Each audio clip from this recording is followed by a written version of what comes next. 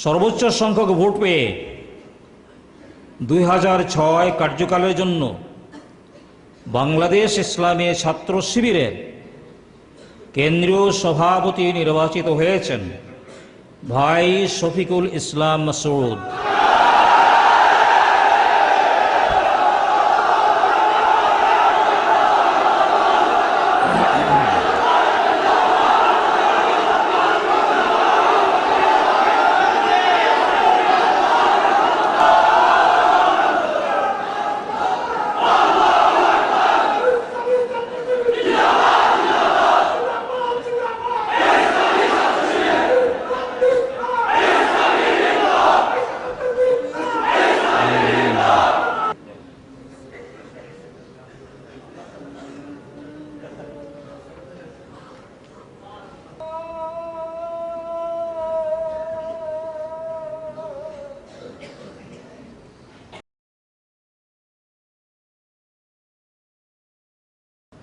আমি মহান আল্লাহ রাব্বুল আলামিনের উপরে ভরসা করে